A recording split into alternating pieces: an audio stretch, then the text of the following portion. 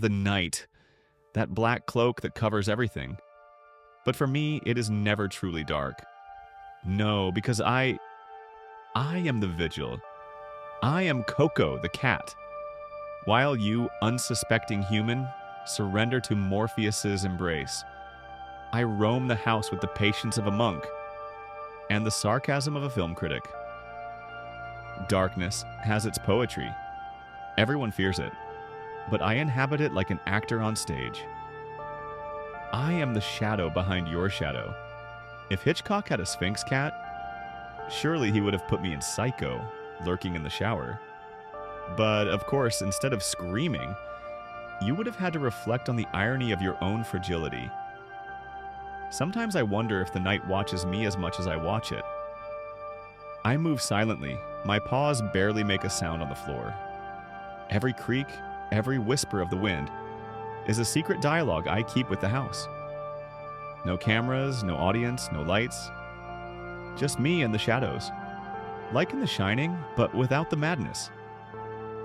Though I confess the groan of a door hinge has its cinematic charm. You know? Darkness reveals things that light never allows. Tiny details, a forgotten footprint, a stray cat hair, or your anxious glance when you realize that something or someone is awake while you sleep. No scares affect me. I've seen enough horror films to anticipate them. From the whispers of The Exorcist to the stealthy footsteps in It, nothing escapes my attention as I walk through the house. Every room becomes a set.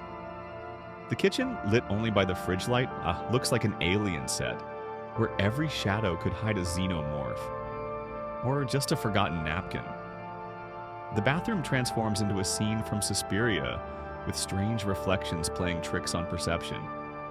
And I, as always, watch with the feline superiority only a sphinx can maintain. I like the night because everything slows down. The human world becomes clumsy, predictable. The snores, the murmurs, even the ticking clock becomes a rhythm I interpret as music. It's curious. Humans live in the light and dream in darkness, while I live between both and enjoy the paradox. Like in Blade Runner, where the city never sleeps, I slip between shadows and light, knowing secrets your eyes could never perceive. But not everything is philosophy and cinema. The night has its dangers. A strange sound could be a mouse or a fan about to fall. I must decide quickly because in the dark, advantage always favors the fearless, and I am not afraid. Never. Patience is more powerful than any reflex. Observation sharper than a scalpel. Irony deadlier than a scare. Sometimes I pause by the window.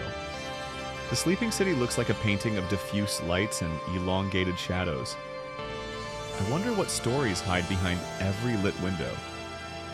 Perhaps someone watches a movie unaware that a philosophical sphinx accompanies them from the darkness.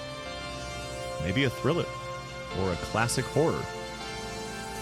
And I, invisible critic, I've noticed something curious. Humans fear stumbling in the dark, making mistakes, losing something. But I, on the contrary, find pleasure in every corner.